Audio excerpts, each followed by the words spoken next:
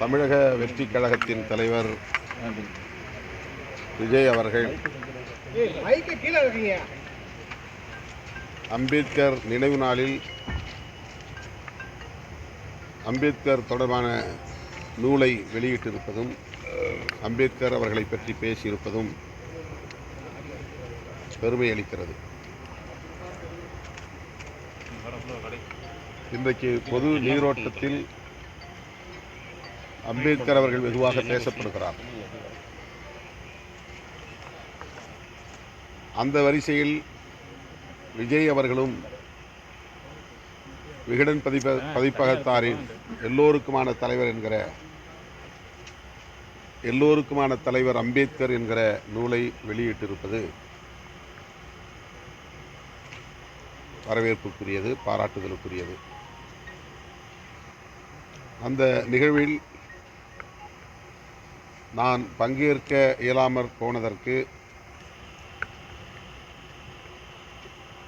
திமுக அல்லது திமுக தலைமையிலான கூட்டணி கட்சிகள் கொடுத்த அழுத்தம் என்பதை போன்ற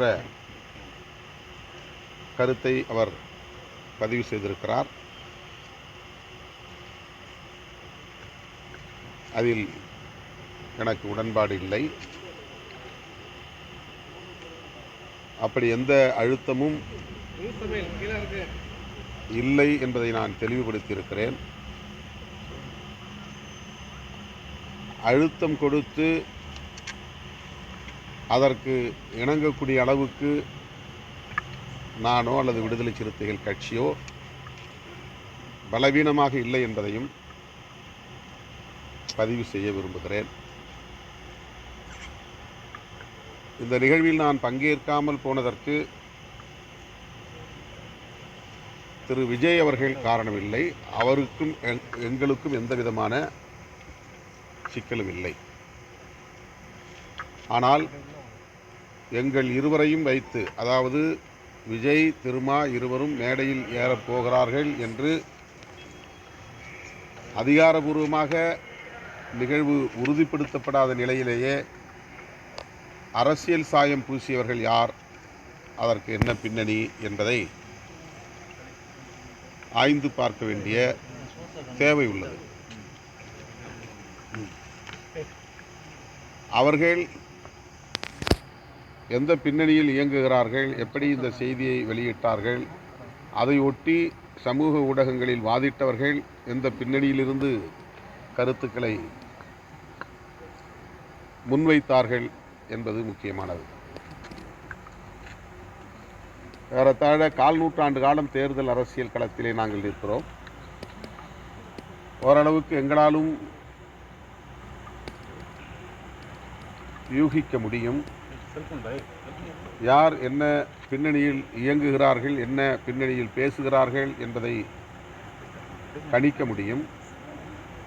அந்த வகையில்தான் அம்பேத்கர் நூல் வெளியீட்டு விழாவை அரசியலாக்கி விடுவார்கள், அப்படி அரசியல் புரட்டுவதை நான் விரும்பவில்லை என்கிற அடிப்படையில்தான் நானே முன்கூட்டியே விகடன் பதிப்பகத்தாரிடத்தில் சொல்லிவிட்டேன். விஜய் அவர்களோடு எங்களுக்கு எந்த சிக்கலும் இல்லை, உங்கள் மீதும் எங்களுக்கு எந்த வருத்தமும் இல்லை. தமிழ்நாட்டில் எங்கள் கூட்டணியை குறிவைத்து காய்களை நகர்த்துகிற அரசியல் நடந்து கொண்டிருக்கிறது.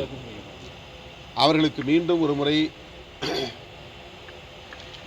வெறுவாய்க்கு அவல் கிடைத்ததைப் போல ஒரு வாய்ப்பை தர நான் விரும்பவில்லை. எனவே என்னுடைய வாழ்த்துக்கள், வெற்றிகரமாக இந்த விழாவை நீங்கள் நடத்துங்கள் என்று ஏற்கனவே நான் கூறிவிட்டேன். நான் சுதந்திரமாக எடுத்த முடிவு, நல்லெண்ணத்தின் அடிப்படையில் எடுத்த முடிவு, விடுதலை சிறுத்தைகள் அங்க வகிக்கக்கூடிய கூட்டணியின் நோக்கம் சிதையாமல் இருக்க வேண்டும் என்கிற அடிப்படையில் தொலைநோக்கு பார்வையோடு நான் எடுத்த முடிவு. எனக்கு எந்த வகையான பிரஷரும் இல்லை, திமுக அதில் தலையிடவில்லை. சார், 2026 வந்து திமுக கூட்டணி ஆட்சிக்கு வரணும் அப்படின்னு ஆனால் மன்னர் ஆட்சி 2026 வரக்கூடாதுன்னு உங்கள் கட்சியோட துணை பொதுச் செயலாளர் சொல்கிறாரு. அது திமுகவை மீன் பண்ணுறதா இருக்குது. அதை பற்றி நீங்கள் என்ன சொல்றீங்க? விடுதலை சிறுத்தைகள் கட்சியில் அவர் இருந்தாலும், துணை பொதுச் செயலாளர் பொறுப்பிலே அவர் இருந்தாலும், வாய்ஸ் ஆஃப் காமன் என்கிற அமைப்பின் சார்பில் அவர் அந்த நிகழ்விலே பங்கேற்றார் என்பதுதான் உண்மை. விகடன் பதிப்பகமும் வாய்ஸ் அண்ட் காமன்ஸ் என்கிற அந்த நிறுவனமும் இணைந்து அந்த புத்தகத்தை கொண்டு வந்திருக்கிறார்கள்.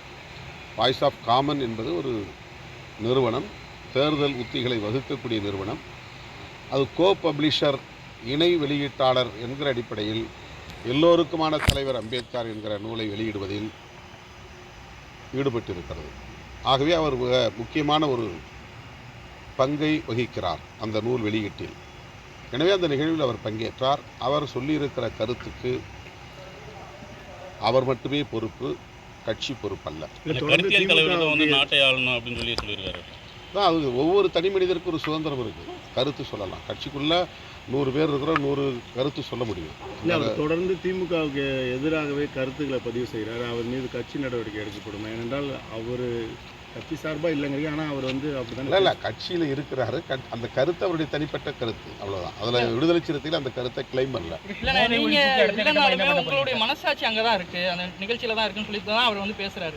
ஒருவேளை உங்கள் மனசாட்சியை அவர் பேசியிருக்காரா? அவர் ஒரு நம்பிக்கையில் சொல்கிறாரு. இந்த மாதிரி அவர் நான் கலந்து கொள்ள முடியலங்கிற ஒரு வருத்தம் அவருக்கு இருக்குது, ஒரு ஆதங்கம் இருக்குது. தன்னை ஆற்றுப்படுத்திக் கொள்ளக்கூடிய வகையிலே அவர் அந்த கருத்தை சொல்லியிருக்கார். உங்களுக்கு வருத்தம் இல்லையா? உங்களுக்கு வருத்தம் இல்லையா? இதில் வருத்தம் அவர் தெரிவித்த கருத்து இல்லை சார். அவர் தெரிவித்த கருத்துலையா நீ கலந்து கொள்ளாத உங்களுக்கு வருத்தம் இல்லை. நான் தான் தொடக்கத்திலே சொல்லிட்டேன், அது சுதந்திரமாக எத்தனையோ நூல் வெளியீட்டு விழாவில் நான் பங்கேற்றிருக்கிறேன். அம்பேத்கரை பற்றி எத்தனையோ மேடைகளை நான் பேசியிருக்கிறேன், ஆயிரக்கணக்கான மேடைகளில் நான் பேசியிருக்கிறேன். எனவே இந்த மேடையில் பங்கேற்க இயலவில்லை, அதனால் நான் அம்பேத்கர் கருத்துக்கே எதிராக இருக்கிறேன் என்பதை போன்ற தோற்றத்தை சிலர் உருவாக்க முயற்சிக்கிறார்கள். அது தவறு. பொதுவெளியிலே இன்றைக்கு நடிகர் விஜய் போன்றவர்கள் எல்லாம் அம்பேத்கர் அவர்களை பற்றி பேசுவது என்பது புரட்சியாளர் அம்பேத்கருக்கு கிடைத்த ஒரு மாபெரும் வெற்றியாக நான் பார்க்கிறேன். மற்றபடி எனக்கு இதில் எந்த வருத்தமும் இல்லை, நெருடலும் இல்லை. இன்று மாலை இது மேடைக்கான ஒரு கருத்து. அதை நம்ம பெரிதுபடுத்த வேண்டிய தேவையில்லை. 2026 இப்போ தாவேகாவும் விசிகாவும் சேர்ந்து கூட்டணி வச்சா இளைஞருக்கான ஒரு இதை உருவாக்கலாம்னு சொல்லி அவர் சொல்லியிருக்காரு. இப்போ நீங்கள் அதை எப்படின்னு நீங்கள் நினைக்கிறீங்க?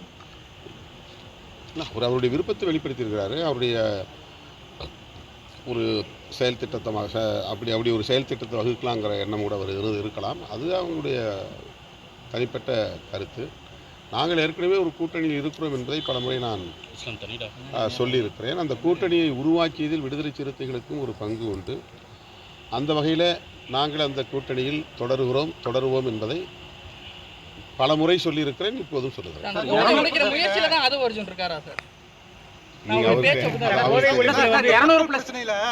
மக்கள் பிரச்சனையில நான் இந்த போட்டோ ஷூட் நடத்துறது, ட்வீட் போடுறது, அவங்களுக்காக அறிக்கை விடுறது, இந்த மாதிரி சம்பிரதாய அரசியல் எனக்கு விருப்பமே இல்லை. என்ன செய்யறது, நானே ஆனால் சம்பிரதாயத்துக்கு இதெல்லாம் செய்ய வேண்டியிருக்கு அப்படின்னு சொல்றாரு. இது அரசியல் கட்சி தலைவரா அதுதான் அவருக்கு உடன்பாடு இல்லை. ஆனாலும் அதுக்கு உடன்படக்கூடிய நிலை, இதுதான் அரசியல். அரசியலை நோக்கி, அதிகார மையத்தை நோக்கி போக போக நாம் நிறைய கற்றுக்கொள்ள நேரிடும். 200+ அதைத்தான் அவர் இன்றைக்கு அவர் வெளிப்படுத்தி 200+ தொகுதியில் நீங்கள் ஜெயிக்கணும்னு சொல்றீங்க. ஆனால் அவங்க இருமாப்பு அப்படின்னு சொல்லி விஜய் பேசியிருக்காரு. மைனஸ்ல போயிடுவீங்க 2026 சொல்லியிருக்காரு. இதுக்கெல்லாம் கருத்து சொல்ல முடியாது.